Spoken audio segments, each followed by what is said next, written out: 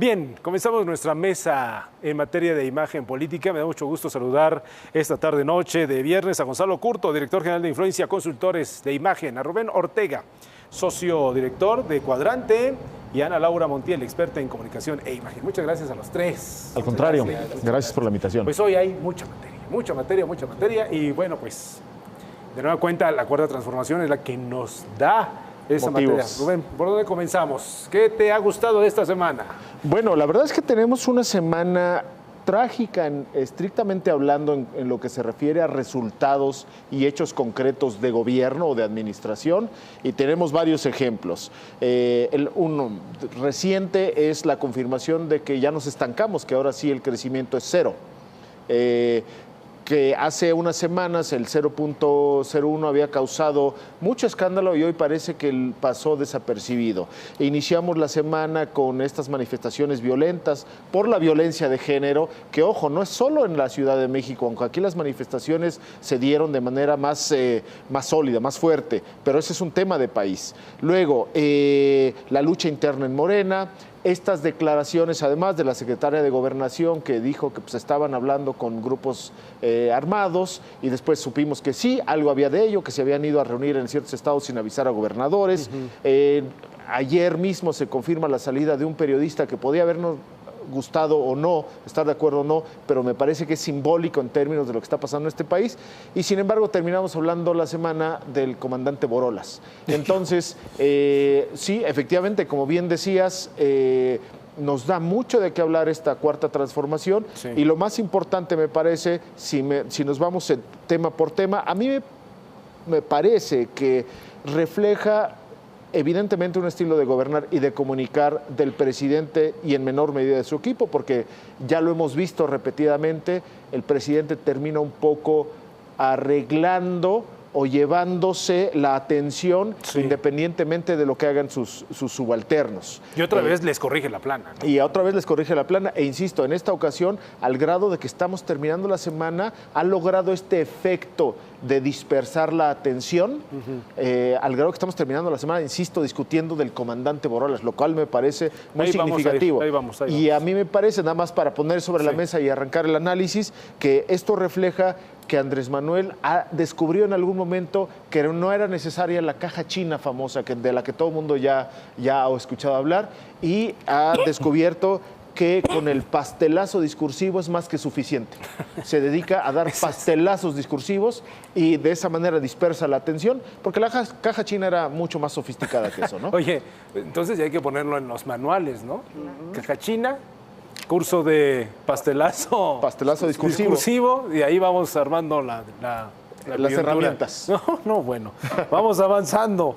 Muy bien, Ana Laura, por favor. Bien, yo quisiera iniciar un poco destacando la falta de pericia que ha tenido en materia de comunicación el gobierno de Andrés Manuel López Obrador. Es decir, cuando estás trabajando un tema tan importante como es la negociación para la paz, un proceso que requiere gran sensibilidad política, pues encontramos una falta de pericia en el manejo de la comunicación. Por otro lado, grandes eufemismos para denominar si son grupos armados, si son grupos del crimen organizado, si son autodefensas, y eso evidentemente le ha generado muchos problemas al presidente y por tanto también a la secretaria de Gobernación. ¿Por qué? Porque nadie quiere meterse en temas tan complicados. Y eso evidentemente también ha generado una falta de claridad respecto al plan del presidente. Es decir, en un principio, bueno, pues, ¿cuál era la política? Dar trabajo a todas las personas que están relacionadas con el crimen organizado, perdonarlos, generar una gran amnistía, pero el tema de crimen, el tema de delincuencia, pues genera un empantanamiento ahí de conceptos que hace mucho más difícil que se pueda trabajar la negociación y que por tanto salga exitoso el trabajo que está haciendo la secretaria de Gobernación. Bueno, qué bueno que lo mencionas, porque hasta antes de esta declaración desafortunada de la propia secretaria, nos imaginamos que el proceso de negociación, ¿no?, las reuniones en privado entre estos grupos, pues se estaban llevando a cabo sin mayor problema. Pero hay algo que detona que la secretaria se pronuncia al respecto y provoca una serie de reacciones que hasta el propio presidente pues mencione y dicte la línea y diga, les corrija nuevamente la ¿se acabó? el diálogo.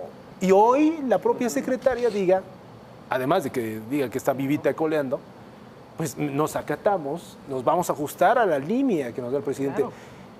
Es de verdad extraordinario el punto. Para cerrar, perdón. Claro, pero es un tema profundamente delicado, porque el Delicadísimo. generar una mesa con grupos armados profundamente violentos y que van a generar en los próximos años la estabilidad de nuestro país, pues automáticamente todo ese avance que en algún caso podría tener la secretaria se va a ver retrasado se fue a la basura. Por un mal manejo, creo que, de comunicación. Y de mantenerse callado. Claro. ¿No? Yo creo que ustedes lo saben muy bien, unas reglas de oro Claro. en los funcionarios es que si no tienes que decir en el momento en el que tengas que decir mejor, No digas nada. te quedas callado. Por favor, Gonzalo. Qué bueno que llegamos a este punto, porque en realidad lo que estamos viendo en la imprudencia, porque en realidad es imprudente la forma en la que la Secretaría de Gobernación está comunicando. Y además en un momento muy inoportuno. Ahorita el reflector, antes de estas declaraciones de la Secretaría, estaba justamente en el tema de la violencia que por la que están pasando las mujeres, pero además todo el país. Y de repente, si algo se estaba trabajando bien o se estaba avanzando, se detiene porque la Secretaría en una declaración dice una frase pequeñita: estamos hablando con grupos armados que ya quieren dejar, que se estaban matando entre sí. Porque eso es lo que ella dice, se estaban asesinando entre sí, quieren dejar esas prácticas y quieren regresar a la paz. Obviamente los periodistas le iban a preguntar, pero la respuesta es todavía peor. Porque si en realidad solo se estaban reuniendo con autodefensas, no dijo que se estaban reuniendo con autodefensas, no, con otros grupos que no voy a decir. Da pie a muchas cosas. Da pie a la especulación. No sabemos, en realidad, si solo son autodefensas, si efectivamente se podrían haber estado reuniendo con grupos de la delincuencia, que desde la perspectiva de esta amnistía que se habló en la campaña, pues no está tan descabellado que lo estuvieran haciendo. Pues no sabemos qué tan efectivo pueda ser. Lo que sí es terrible es que esto viene a matar todo el avance que se pudo haber logrado. ¿Por qué? Por una imprudencia en la forma de comunicar. Y otra cosa, sale el presidente a regañar y a corregirles la plana, pues en este caso también al subsecretario Ricardo Peralta, Así que es quien ha estado haciendo esto, quien en realidad podemos pensar que se ha estado exponiendo también como funcionario a realizar este trabajo del que en realidad no sabíamos que estaba sucediendo. Y no importa cuánto haya hecho Ricardo Peralta, pues ahorita buena parte de su trabajo tendrá o que rehacerse o olvidarse por un buen rato en lo que cambiamos de tema y hacemos otro. Qué delicado. Eso es lo que a mí me parece verdaderamente preocupante. Entonces, ellos han invalidado ese trabajo que presuntamente habían hecho de acercamiento y negociación. No nos queda claro si entonces lo estaban haciendo sin autorización del presidente o si lo estaban haciendo con la desautorización del presidente. Ya no sabemos qué es más grave. Banquetera, totalmente fuera de plan. Me parece que en conjunto nos pinta un panorama poco prometedor. Al menos en la parte de comunicación, evidentemente tiene un trasfondo político, pero esa es otra materia. ¿Algo que agregar con la secretaria? Bueno, además, el subsecretario ejecutivo de Seguridad Pública nos dice que en el 2019 ha sido el año más violento en récord. Es decir, los homicidios este año aumentaron 4%, asesinatos con arma de fuego 5% más que el año pasado. Entonces, cuando estamos viendo estas cifras y no vemos un trabajo consistente, un trabajo estratégico por parte de la Secretaría de Gobernación vinculada con el Ejecutivo, yo creo que estamos en una situación muy complicada ante estos hechos y ante estas declaraciones. ¿Algo que agregar, Gonzalo, sobre esto? Pues yo creo que una cosa que en realidad sí es grave. ¿Cómo es que un error de comunicación puede venir a entorpecer algo que todos los mexicanos como sociedad necesitamos? Podemos o no estar a favor de que se negocie o de que se hable con grupos de delincuencia o grupos armados, pero lo que sí es cierto es que sí se estaba haciendo un trabajo, no sabemos si correcto o equivocado, en el camino que todos necesitamos. Estaba haciendo política. Exactamente, pero con estos grupos. Una sola acción imprudente viene a tirar todo lo que se haya estado trabajando. Y yo creo que imprudente es una forma amable de decirlo. Ahora, díganos, necesito conocer su opinión. A ver, independientemente de que no fuera políticamente correcto negociar con grupos de autodefensas, ¿por qué el presidente tuvo a bien tirar esto? porque si estaba enterado o no, que yo creo que sí. ¿No? Porque Claro. incluso ahí firma, ¿no? Los viajes que se tienen que hacer, Claro. en fin, llegan 1000 cosas. Por supuesto que lo sabías. Él sabe muy bien. Así es. En materia de imagen no le convenía entonces, Efectivamente. ¿no? Que se mostrara que su gobierno estaba negociando con grupos armados dedicados a la autodefensa. Por ahí Así es. puede ir el tema. A mí me parece que efectivamente, recordemos que en los tiempos de campaña, uno de los momentos que más le costó fue cuando creció esta percepción de la amnistía, de que efectivamente iba a Tienes toda la negociar razón. e iba a perdonar a los delincuentes, a los de la delincuencia organizada, la mafia, por así decirlo. Entonces, a mí me parece que esto se acerca a ese momento de percepción en el que alguien podría decir, miren, ya vieron cómo sí efectivamente está negociando y se está acercando a la amnistía a los grupos de delincuencia organizada, entonces me parece que le costaba en términos de imagen Sí. y de opinión pública y por eso tuvo que revertirlo, a pesar del costo que le implicaba con su grupo político. Pero, ¿qué más quedaba? Lo que voy es, aguanto un poco, pues viene el crecimiento cero, vendrá otro tema de coyuntura. ¿Qué más costaba aguantar ese golpe? Continuar con el trabajo que seguramente no era de la última semana, ¿no? Y que al final y al cabo, pues él se iba a colgar la medalla de que estos grupos iban a deponer las armas. Creo que ese al fin y al cabo era justo lo que estaba buscando la propia secretaria, el subsecretario en Michoacán, en Guerrero, en Tamaulipas, ¿no? Ahora nos centramos que hay autodefensas en Tamaulipas. Exacto. Claro. Está programada que pongan las armas, que ya las dejan ahí. Claro. A menos que esa medalla, perdón, no estuviera tan segura y tan garantizada, y entonces más bien fue una salida menos costosa que un fracaso corta la rotundo cabeza. Y ahorita en esa además parte política. le resultaba inoportuno hablar, o sea, en términos de comunicación resultaba absolutamente inoportuno hablar de esto. ¿Por qué? Porque no tienes resultados. Y si estás en una semana de resultados cero y de conflictos, de repente que te brinque otro tema en el que a lo mejor estás avanzando bien, pero hasta ahorita tienes cero resultados, es inoportuno, es terrible. Tengo que hacer una pausa, pero continuamos después de esta. Así es que no se despegue de nosotros. Esto es Bitácora Política. Quédese con nosotros. No le cambie.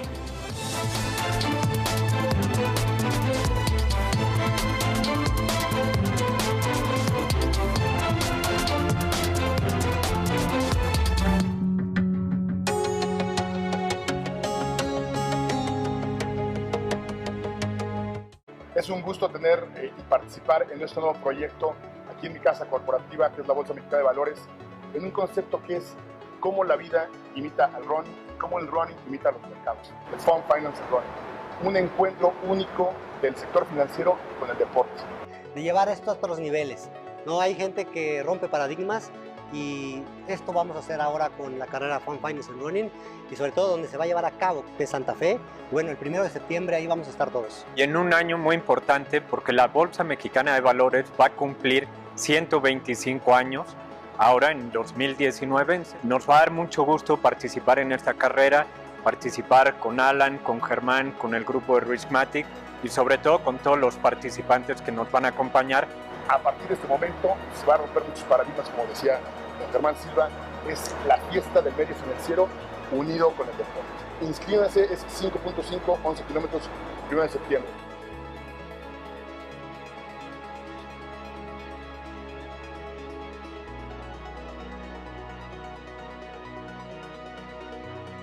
La tradición de la fiesta brava en México y el mundo.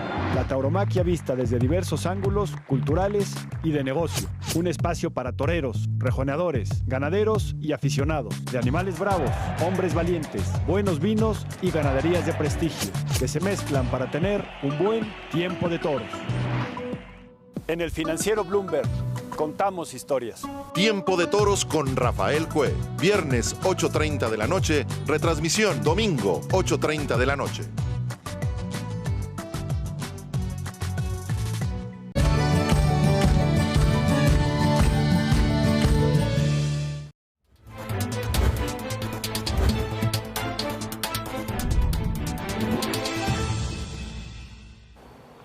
Continuamos con nuestra mesa en materia de imagen política y justo esto que estamos observando de fondo, pues forma parte de la discusión de la imagen política.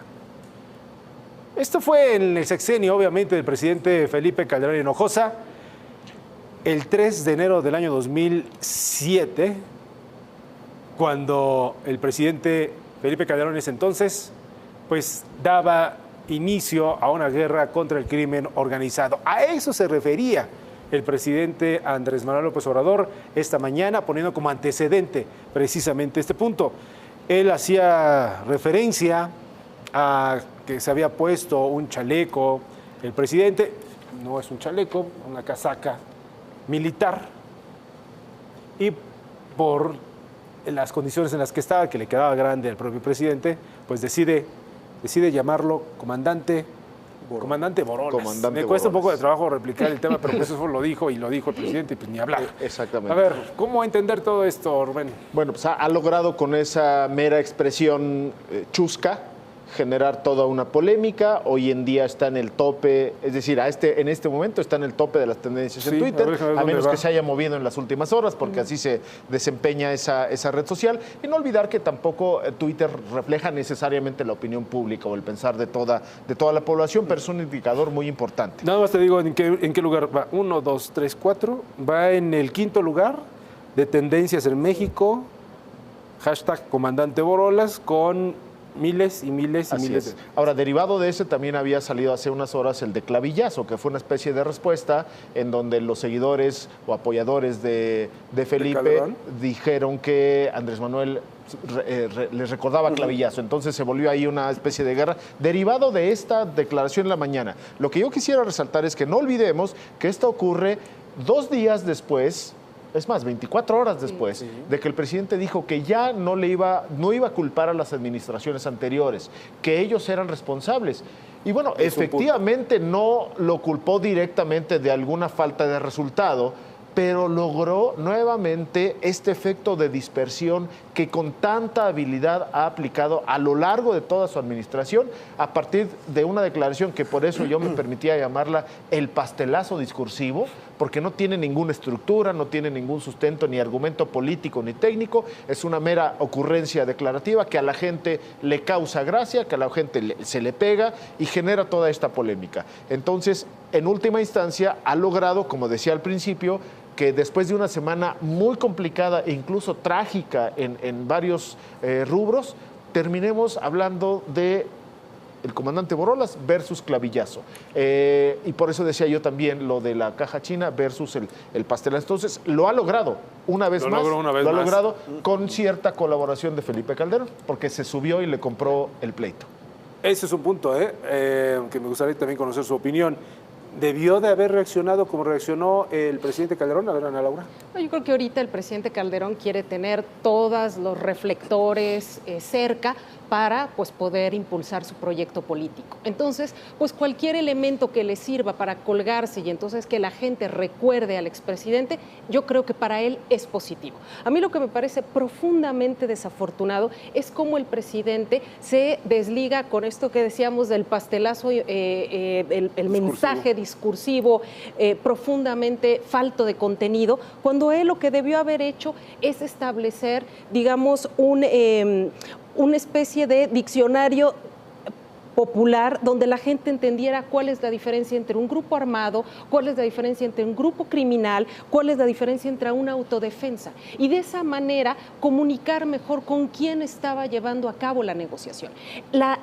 El no definir con claridad los términos fue lo que reventó este problema. Por otro lado, también debe haber planchado utilizando el término político, planchado con los diferentes gobernadores, con el gobernador de Tamaulipas, de Guerrero, de Michoacán, cuál iba a ser el trabajo que se iba a llevar a cabo con estas autodefensas. ¿Por qué? Porque inmediatamente Silvano Aureoles sale a declarar que cómo es posible que estos criminales sean recompensados con trabajo. Entonces, si hacemos un análisis global, creo que lo del comandante Borolas es lo último importante y es profundamente lamentable cuando tenemos un problema de raíz que parece que nuestro presidente no está dando la cara. Sí, pero esa importancia no se la dio el propio presidente hoy. Hoy no se la dio. Hoy no se la dio.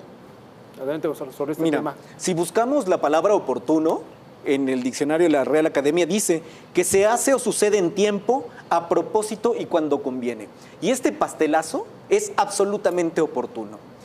Una serie de malas noticias, una serie de cuestiones y de elementos por los cuales se tendría que cuestionar al presidente, y de repente sale con esta ocurrencia, que además, si lo pensamos bien, si alguien en la política mexicana ha sido exitoso al momento de ponerle apodos a sus contrincantes, ha sido Andrés Manuel López Obrador. O sea, recordemos, al día de hoy, cada vez que Vicente Fox dice algo en Twitter, hay por lo menos unos 30 cállate chachalacas que le responden.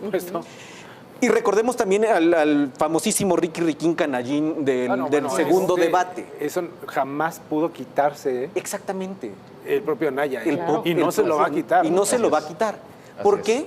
Porque Andrés Manuel López Obrador tiene una habilidad impresionante para soltar el apodo en el momento oportuno. Además, este apodo le otorga, desde mi perspectiva, una doble ventaja a Andrés Manuel. Por un lado, desvía por completo la atención de todos los temas que tendrían que estar estando ahorita en el aparador, en el reflector, y lo desvía hacia el chiste, hacia lo gracioso, hacia lo anecdótico. Muy además en el sentido de que al gran público que sigue a Andrés Manuel López Obrador le gusta. Pero por el otro lado, hace muy evidente que está culpando a Felipe Calderón de la desgracia actual. Porque él lo dice. Felipe Calderón, el día que se le ocurre declarar la guerra, va y le da y textual dice, le da un garrotazo a lo tonto al avispero. Entonces, no solamente lo llama comandante Borolas, sino le está diciendo tonto. Las palabras tienen espíritu. No, claro, por supuesto. Entonces, justamente, y en la forma en la que el gran público percibe las cosas, esto es oro puro. O sea, es exactamente lo que el público quiere a través de lo gracioso y los memes consumir. Bien. Entonces, creo que esto es una doble victoria para Andrés Manuel. La pregunta original para Ana Laura, que nos respondió que pues fue desafortunado. ¿Tú consideras que el presidente Felipe Calderón debía mantenerse callado, a distancia? Pues no callado, pero bien. No, yo creo que contestó mal desde mi perspectiva. Sí, por supuesto, porque además hay una frase en donde dice no me queda el saco. Exacto. Y los memes fueron, o sea, después de tantos años se da cuenta que le quedaba grande.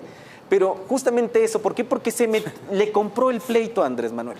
Y creo que eso es el resultado negativo. No debió de haberle comprado ese pleito. Y creo que a lo mejor, si hubiera tenido un poco más de calma y hubiera pensado mejor la respuesta, hubiera obtenido un mejor resultado. Pero la coyuntura, digamos, culparte por ser comandante Borola no es tan grave y te permite abrir el reflector para que la gente te observe. Entonces, yo creo que Calderón, si no tuviera ningún proyecto político atrás, no contesto. Pero como tiene algo que está impulsando a todo lo que da, pues era el momento de responder. Pero tiene que haber contestado mejor. Claro. Sí, hay un principio básico en comunicación política y comunicación en general, que es el hecho de que no puedes responder cuando estás enojado.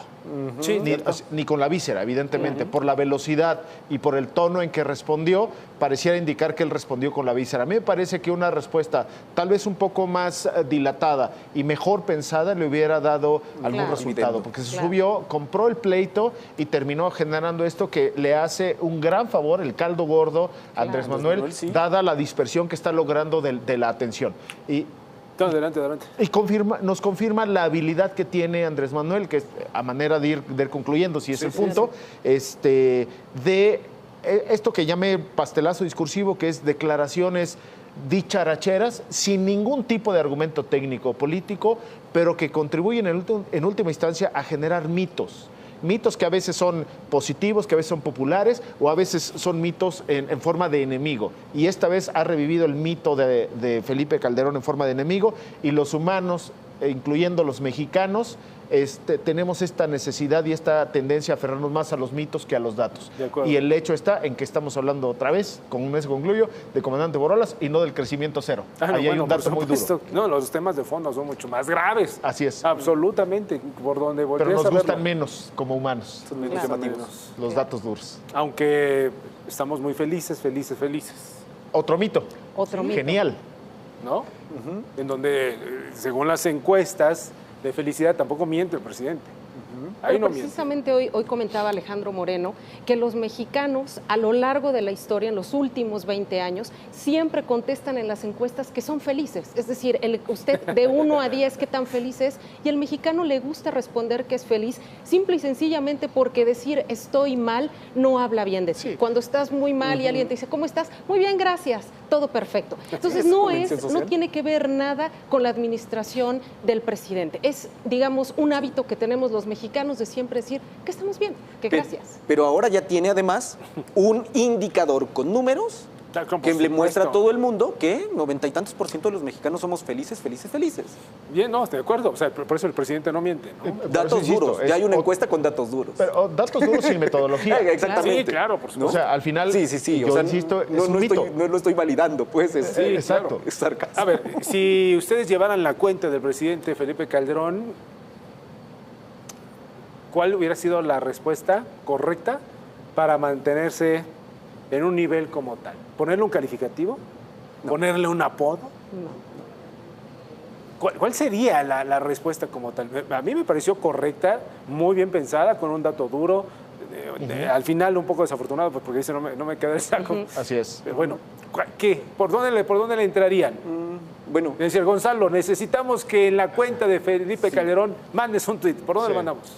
Creo que tal vez la forma más correcta para haber respondido, salvo la mejor opinión de ellos, sería señalar que la situación actual de México es tan grave que no estamos para ese tipo de bromas, que debemos de tomar las cosas en serio. Eso no te va a dar, no te va a dar tendencia. No, tiene que ser lo suficientemente fuerte, veloz, ágil, disruptivo.